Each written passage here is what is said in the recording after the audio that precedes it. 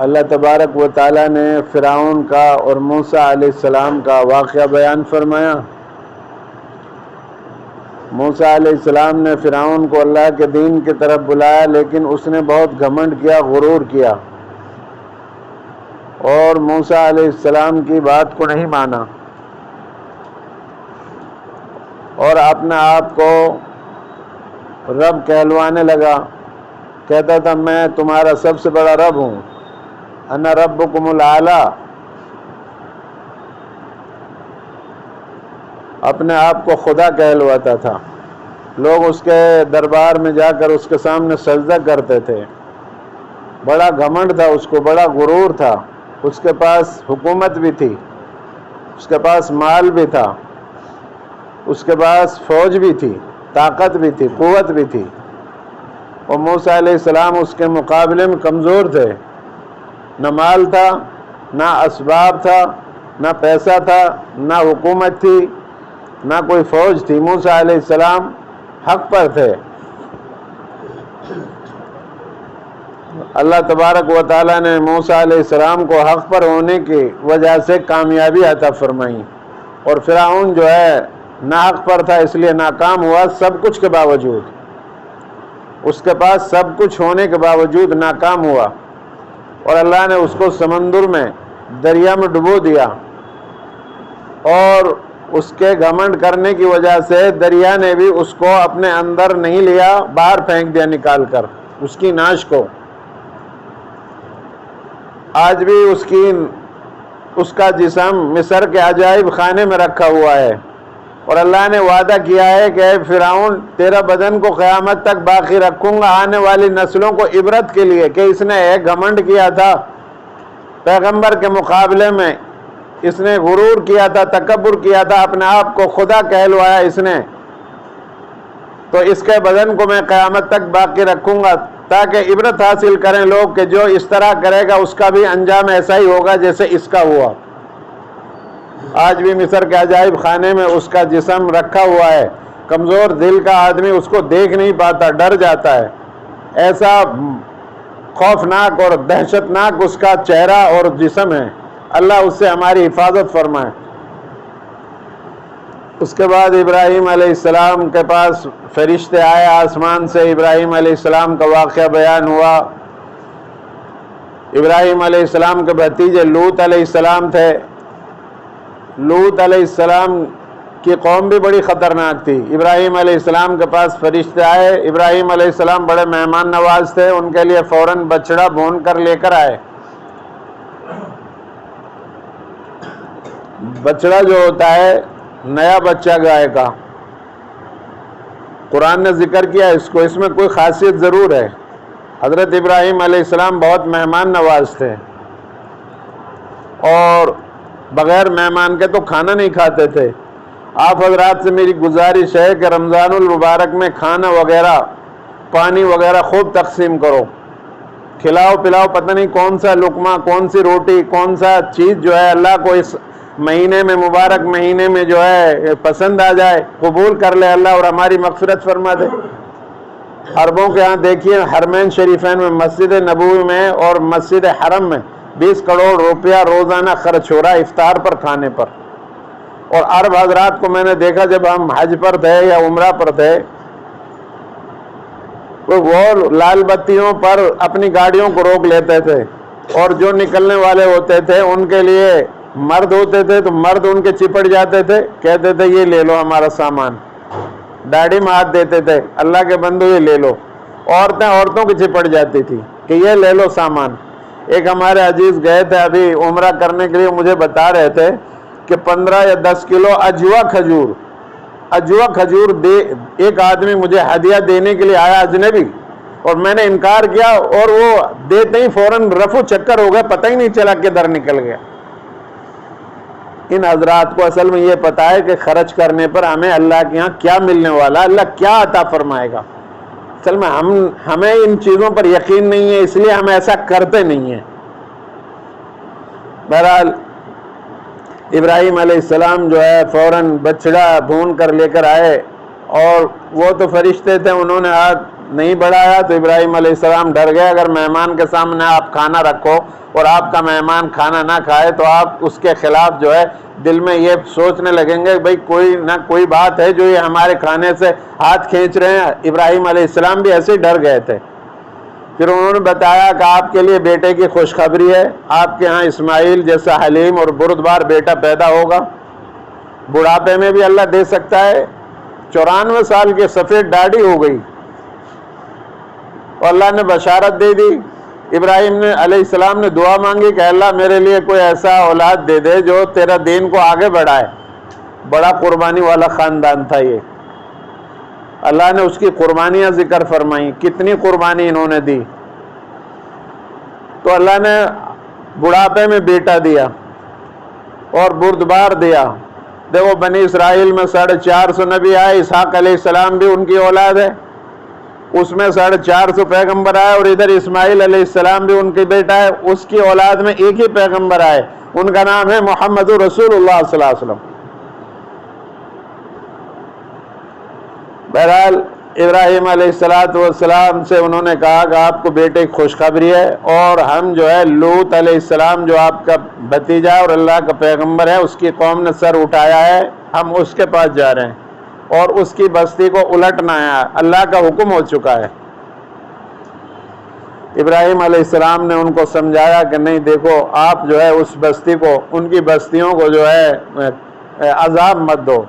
تو پیغمبر کتنا حریص ہوتے ہیں اپنی امت کے لیے کہ نہیں اللہ کے رسول صلی اللہ علیہ وسلم بھی دیکھو طائف میں مارے جا رہے ہیں، پیٹے جا رہے ہیں، آپ کے پاس طاقت آ چکی ہے، فرشتے آ چکے ہیں، جبل الملک پہاڑوں کے فرشتے، اور کہہ رہے ہیں آپ اشارہ کرو تو ان کو ختم کر دیں گے، لیکن سلام ہو جناب رسول اللہ صلی اللہ علیہ وسلم پر۔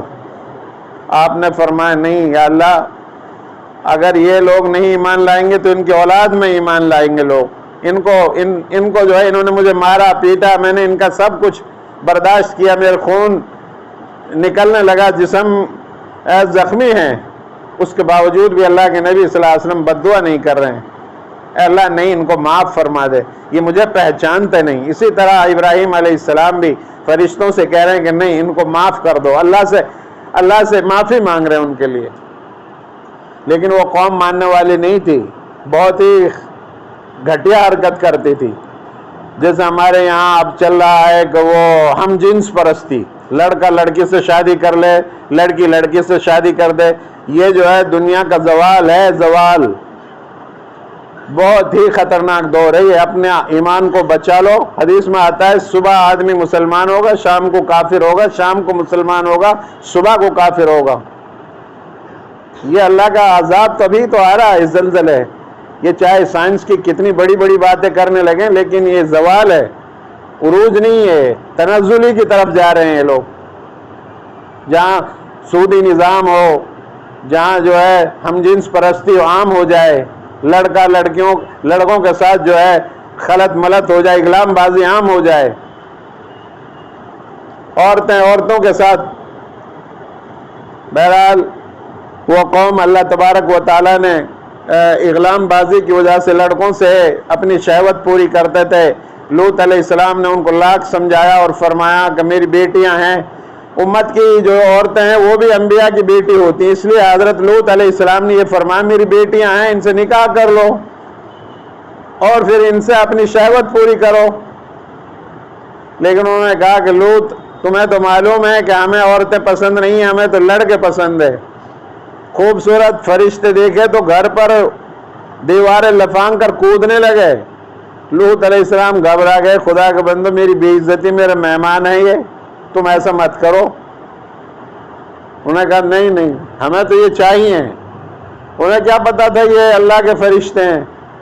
انہوں نے کہا فرشتوں نے لوط علیہ السلام جو ایمان والے ہیں آپ ان کو ساتھ لے کر نکل جاؤ، ان کے اوپر عذاب آ رہا ہے، ہم فرشتے ہیں۔ وہ تو سمجھے کہ ہم شہوت پوری کریں گے، لیکن اللہ کا عذاب تھا۔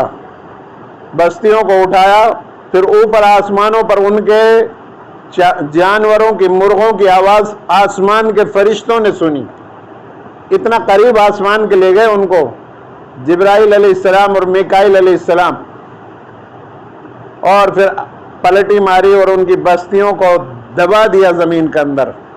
آج ان کا نام و نشان نہیں، ان کے کھنڈرات پڑے ہوئے ہیں. وہ ظالموں کی بستیاں ہیں. اللہ کے نبی صلی اللہ علیہ وسلم ایک آدھ مرتبہ نکلے اس طرح کی بستیوں کے قریب سے، آپ نے اپنے صحابہ سے فرمائے ظالموں کی بستیاں یہاں سے نکل چلو، آگے بڑھو، عذاب آ سکتا ہے. بہرحال اس طرح سے لوط علیہ السلام کی قوم کو ہلاک کیا. اس کے بعد شعیب علیہ السلام، ان کی جو قوم تھی وہ جو ہے ناپ تول میں گڑبڑ کرتی تھی.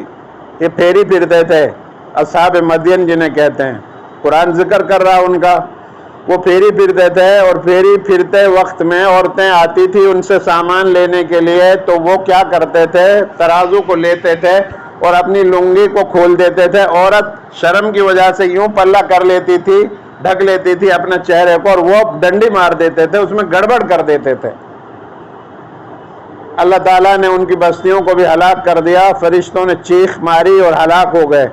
اس طرح صالح علیہ السلام اونٹنی، ان کو پتھر سے، انہوں نے کہا کہ اس پتھر سے، قوم نے کہا پتھر سے اونٹنی نکالو. کہیں پتھر سے اونٹنی نکلتے، لیکن ان کی ساری بات اللہ پوری کرا، پھر بھی ایمان نہیں لا رہے. ہود علیہ السلام کی قوم کا تذکرہ ہوا، انہوں نے بھی، ان سب کا واقعہ اللہ تبارک و تعالی ہمیں عبرت حاصل کرنے کے لیے بیان فرما رہا کہ انہوں نے سرکشی کی. اگر تمہارے اندر یہ خصلتیں، یہ عادت پائی جاتی ہیں، تم اپنے نبی کی نافرمانی اور اللہ کے حکموں سے اعراض کرو گے تو تمہارے اوپر بھی وہی عذاب مسلط ہو جائیں گے. نوجوان بچوں، اپنی خواہشات دین کے مطابق پوری کرو. نفسانی خواہشات، نکاح ہے اس کا علاج. اگر نکاح کرنے کی طاقت نہیں ہے تو پھر آپ روزہ رکھیں لگاتار. جوانی کے اندر اگر آپ نیک بن جاؤ گے تو آپ آج کے ولی ہو، جنید بغدادی ہیں آپ.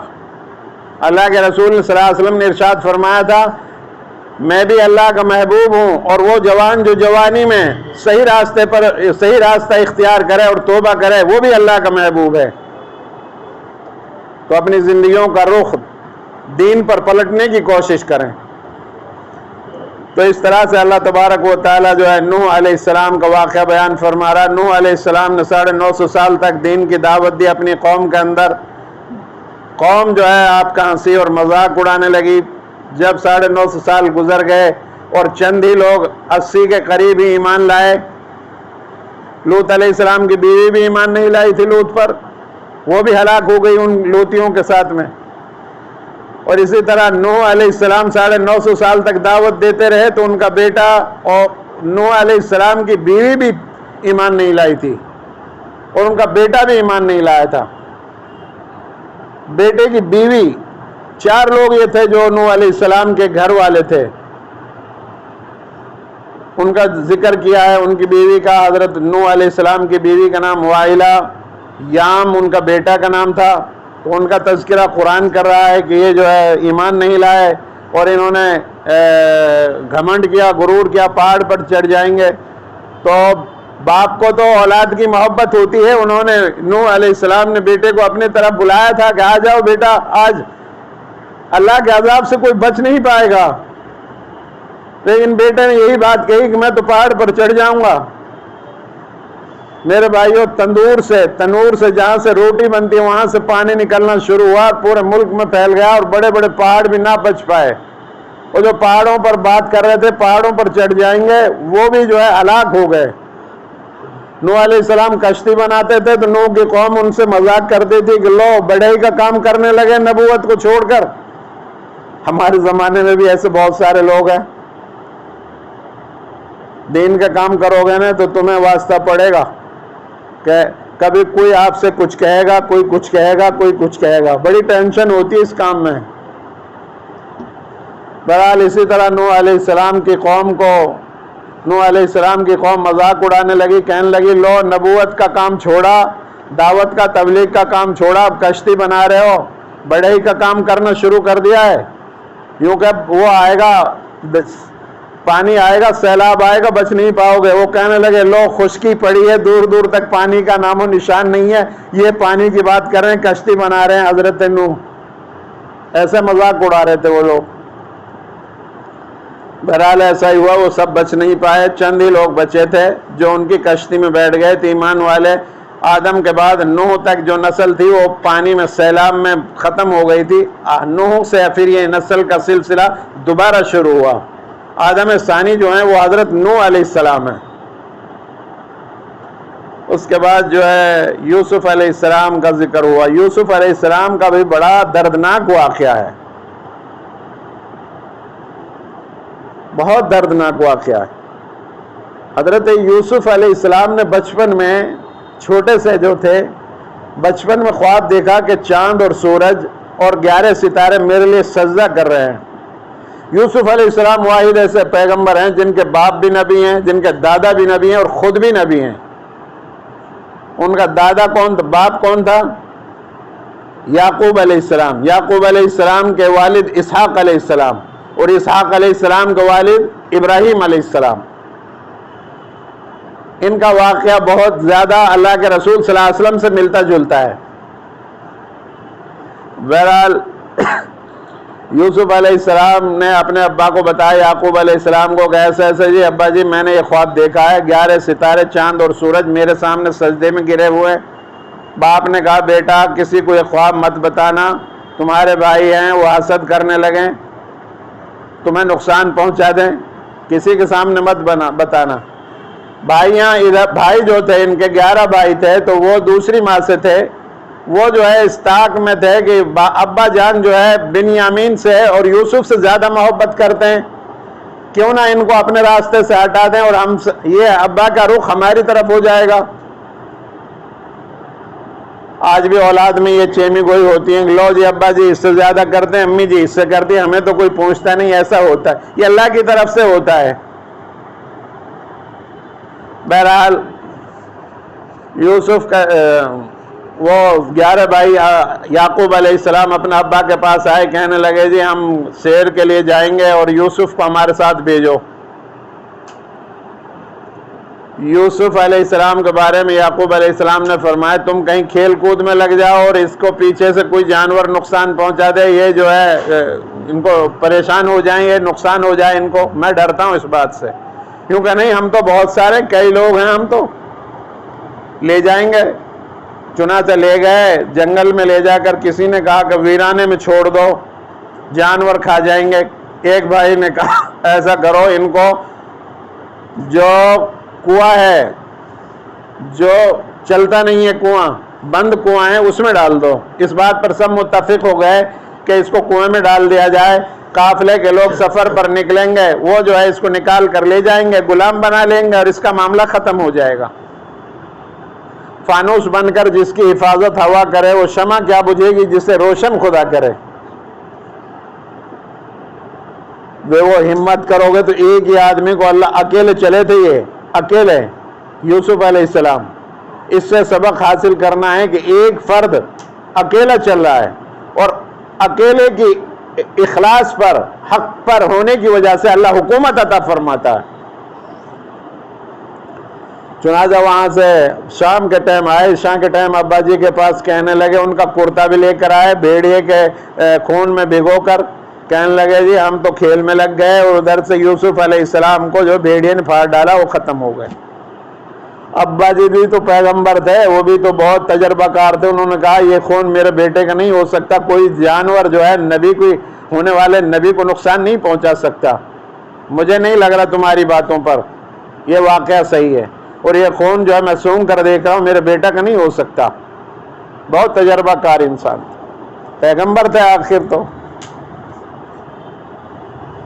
چنانچہ یعقوب علیہ السلام نے فرمایا میرے لیے صبر ہی بہتر ہے اور کیا کر سکتا ہوں.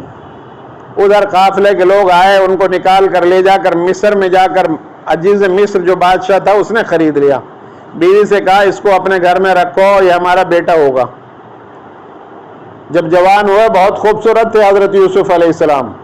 3 حصہ ان کے پاس ہے خوبصورتی, 1 حصہ اس دنیا کے لوگوں کے پاس ہے. اب اندازہ لگا لو کتنا خوبصورت ہوں گے. اب جب آپ حرم میں جاؤ گے نا, کبھی مصر کے آدمیوں کو دیکھو گے تو بہت گورے چٹے اور لمبے تگڑے, بہت ہی خوبصورت. عورتیں وہاں کی اللہ اکبر کبیرہ, ایسی خوبصورت عورت نہیں دیکھی ہم نے یوسف علیہ السلام کی برکت سے. بہرحال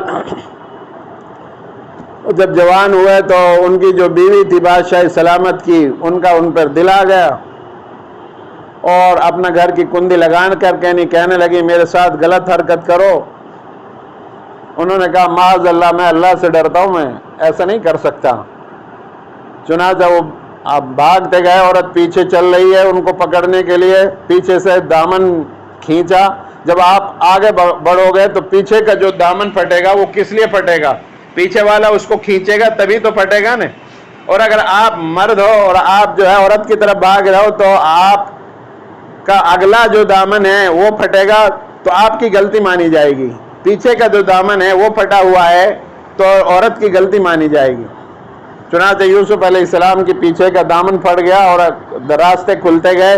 سامنے کوئی بچہ کھڑا ہوا تھا، چھوٹا سا، گود میں چندی بچے ہیں جو بولے ہیں گودی کے اندر دودھ پیتے ہوئے۔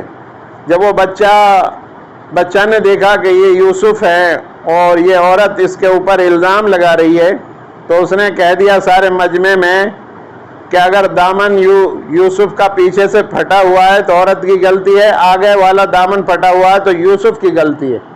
یہ بولا وہ بچہ۔ دیکھا گیا تو پیچھے سے پھٹا ہوا تھا۔ عزیز مصر نے بات کو دبایا اور کہا یوسف صبر کرو، اللہ تمہاری مدد فرمائے گا۔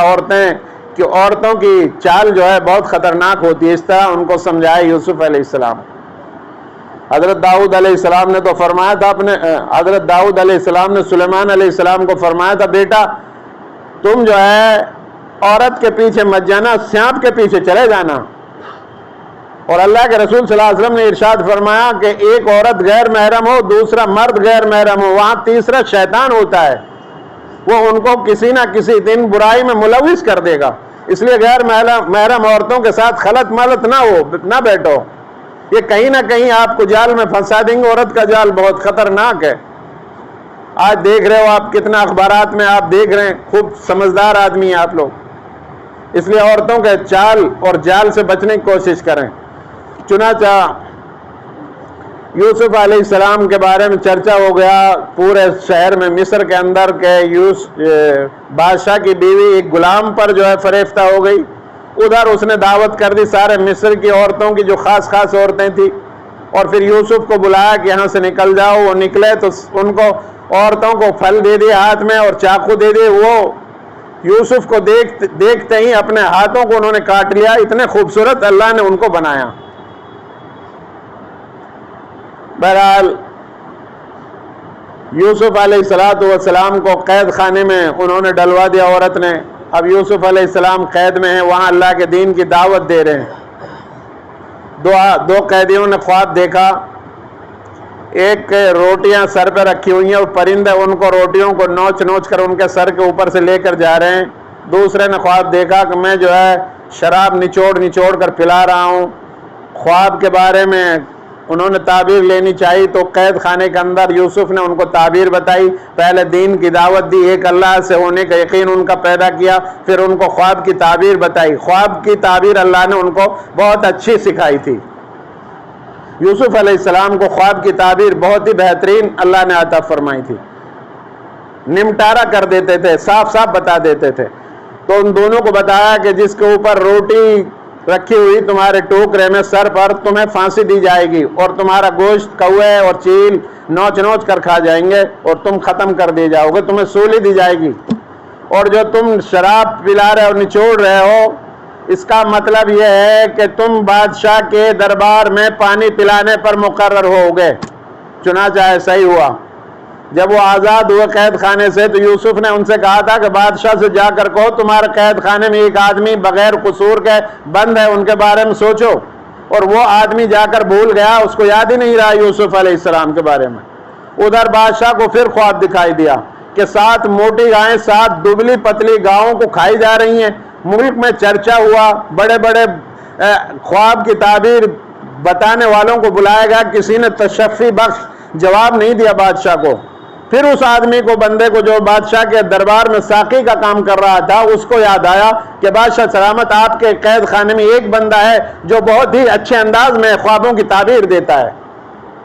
بادشاہ نے ان کو بلایا یوسف علیہ السلام کو اور اپنا خواب بیان کیا۔ فرمایا کہ ایسا 7 سال آنے والے ان میں بہت اچھے انداز میں غلہ پیداوار ہوگا اور اس میں پیداوار بڑھاؤ آپ، اور ان پیداوار کو جو ہے بالوں کے اندر ہی رکھو، بالوں سے نہ نکالو، بالوں سے باہر نکال لو گے تو خراب ہو سکتے ہیں، کیڑا لگ جائے گا، ان کے اندر ہی رکھا جائے اور ان کی حفاظت کی جائے، خوب غلہ اگایا جائے 7 سال تک. اور آنے والی جو 7 سال ہیں وہ بہت قحط کا زمانہ پڑے گا، کہیں غلہ نہیں ملے گا دور دور تک. ایسا ہی ہوا، خوب غلہ اگایا گیا اور پھر قحط کے زمانے کے لیے ذخیرہ بنایا گیا.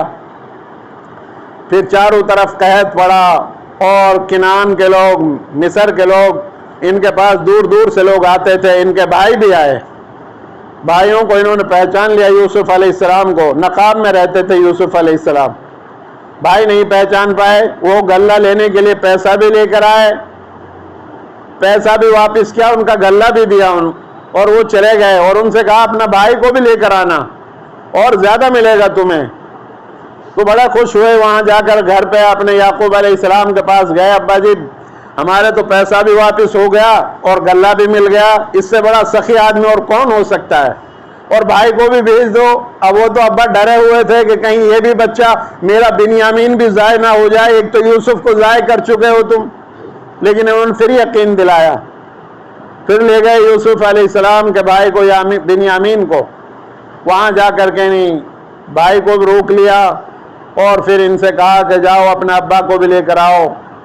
اور پھر جو ہے یوسف علیہ السلام کے ابا بھی آئے اور جو ہے بھائی بھی آئے، 11 جو بھائی تھے وہ بھی آئے، اپنے ماں باپ کو اپنے تخت کے برابر میں جگہ دی. اور جو ہے بادشاہ نے حضرت یوسف علیہ السلام کو وزیر خزانہ بنایا، ملک کا جو ہے خزانے کا وزیر بنایا. ان کی سچائی پر، ان کی ایمانداری پر، ان کو ایک اللہ کی وحدانیت اور اللہ سے ڈر ہونے کی وجہ سے ان کو جو اتنا بڑا مرتبہ، اور پھر جو ہے اللہ نے ان کو بادشاہ بنایا. ان بادشاہ کے مرنے کے بعد یوسف علیہ السلام کی خلافت عطا فرمائی.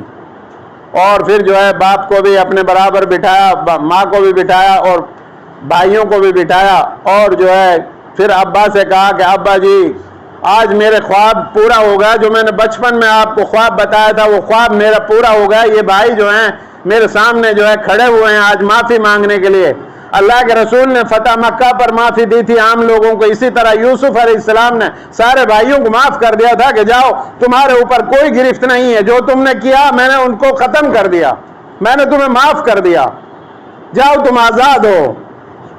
اور فرمایا آج میرا خواب پورا ہو گیا.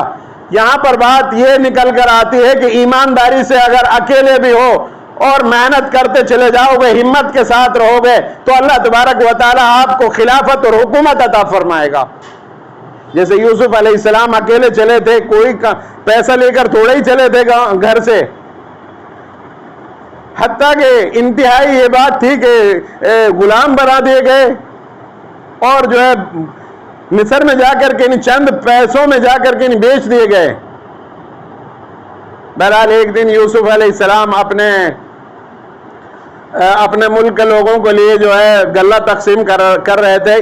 ایک آدمی آیا، اس نے کہا کہ جی مجھے غلہ دے دو. ان کا آدمیوں نے اس کو غلہ دے دیا، ایک پیمانہ بنا رکھا تھا، کچھ پیسہ لیتے تھے غلہ دیتے تھے، تو غلہ دے دیا گیا. پھر وہ دوبارہ مانگنے لگا. اس نے یوسف علیہ السلام کے آدمیوں نے اس سے کہا کہ ہم جو ہے ایک ہی مرتبہ دے سکتے ہیں، اگر آپ کو زیادہ لینا ہے تو وہ بادشاہ سلامت بیٹھے ہیں ان سے کہو. وہ ان کے پاس گئے یوسف علیہ السلام کے پاس، یوسف علیہ السلام نے بھی دلوا دیا ان کو. پھر تیسری مرتبہ مانگنے لگے. پھر کہا ان کے آدمیوں نے کہ تو بہت ناصبر آدمی ہے، تجھے ہم نے بھی دے دیا اور بادشاہ نے بھی دلوا دیا، پھر تیسری مرتبہ مانگ رہے ہو تم. اس نے کہا کہ بادشاہ سلامت اگر آپ کو یہ پتہ چل جائے میں کون ہوں تو آپ جو ہے مجھے اور ڈھیر سارا غلہ دو اور میرے گھر تک چھوڑواؤ میرے غلہ کو. تو یوسف علیہ السلام نے فرمایا تم کون ہو بتاؤ. تو اس نے بتایا کہ جب آپ پر زلیخا تہمت لگا رہی تھی، الزام لگا رہی تھی اور آپ آگے آگے بھاگے جا رہے تھے، پیچھے سے زلیخا آپ کے پیچھے آ رہی تھی، میں اس وقت بچہ تھا، گود میں دودھ پیتا بچہ تھا، مجھے اللہ نے گویائی عطا فرمائی تھی، میں نے آپ کی پاک دامنی کی گواہی دی تھی کہ آپ بالکل پاک اور صاف ہیں. تو میں وہ بچہ ہوں، آج بڑا ہو گیا ہوں. تو یوسف علیہ السلام اس سے بڑے خوش ہوئے اور اس کے لیے ڈھیر سارا غلہ بھی دیا اور جو ہے اپنے آدمیوں سے کہا کہ اس کے گھر تک چھوڑ کر آؤ غلہ کو. تو ادھر ان کے آدمی اس آدمی کے گھر پہ غلہ دینے کے لیے گئے. ادھر آسمان سے وہی جبرائیل لے کر آئے اور کہا کہ یوسف تمہاری پاک دامنی کی گواہی ایک بندے نے دی, تم ان سے کتنا خوش ہوئے. میری خدائی کی قسم ہے کہ بندہ زمین پر رہ کر میرے ایک ہونے کی گواہی دے کر آئے گا تو میں اس کو کتنا نوازوں گا, کوئی ناپ نہیں سکتا کسی پیمانے کے ساتھ. اگر ہم زمین پر بیٹھ کر کے نہیں اللہ کے ایک ہونے کی گواہی دے رہے ہیں تو قیامت کے روز اللہ ہمارے کتنے درجات کو بلند کرے گا. اللہ بندوں سے کتنا بڑا رحیم اور کریم اور رحمت والا, کتنا دینے والا ہے. تو یوسف سے بھی زیادہ اللہ عطا فرمائے گا. بہرحال اس واقعے سے ہمیں عبرت حاصل کرنی ہے کہ کتنا جد و جہد کی یوسف علیہ السلام نے, محنت کرتے رہے, ایمانداری پر لگے رہے اور پاک دامنی کو بچاتے رہے, اپنی عصمت اور عزت کو. نوجوان بچے بھی اپنی عزت اور عصمت کا خیال رکھیں اور اپنی آنکھوں کو غلط نہ دیکھیں, اپنی زبان سے غلط نہ بولیں, اپنے ہاتھوں سے غلط کام نہ کریں, نفسانی خواہشات کو کنٹرول میں رکھیں اور اپنی جوانی کے زمانے میں اللہ کو یاد کریں, اچھے انسان بنیں. اس واقعے سے عبرت حاصل کریں. اللہ سے دعا ہے اللہ مجھے بھی آپ سب کو عمل کرنے کی توفیق عطا فرمائے.